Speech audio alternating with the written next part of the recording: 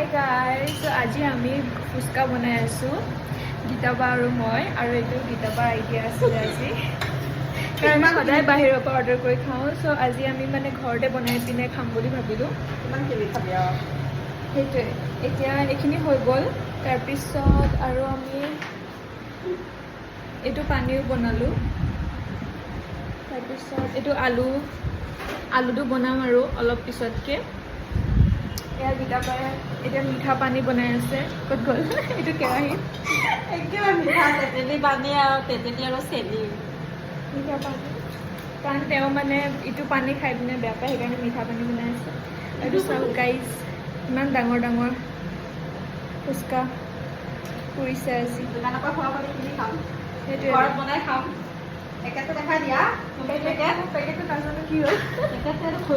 packet এইটো packet হয় ইয়াৰ ভিতৰত এটা মানে সেইটো জলজিৰা মছলাটো আহিছিলে পানী বনাবৰ কাৰণে তাৰপিছত আমি সেইটো পানী বনালোঁ পুদিনা ঢালি কিনে তাৰপিছত আৰু এইটো পাপৰ এতিয়া ফ্ৰাই কৰিলোঁ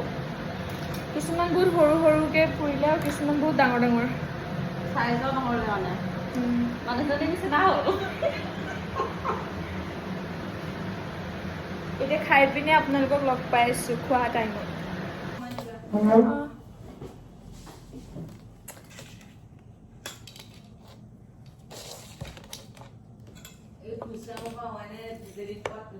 লোভ লাগিব মানুহৰ গম পাইছেনে পেটৰ বিষ হ'ব গৈ আমাৰ গৈ গৈ নাই হোৱা এইটো নকৰিবা এইটো কাটি দিয়া একো নহয় চৰি থাকক কাটি দিম পিছত মই অঁ কাটি দিবা আপোনাৰ প্লেটখন লওক সেইখন প্লেট কোনখনো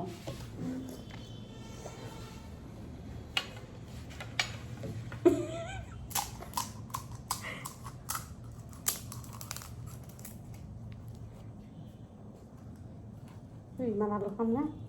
একো নহয়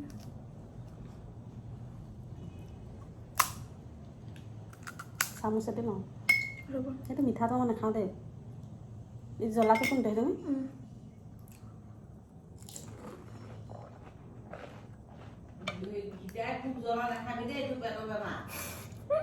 পেটৰ বেমাৰ নাই হোৱা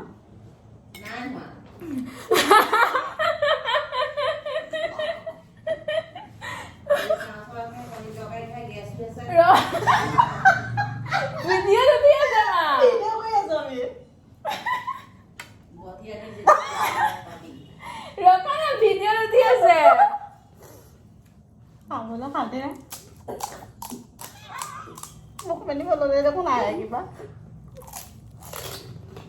ভালনে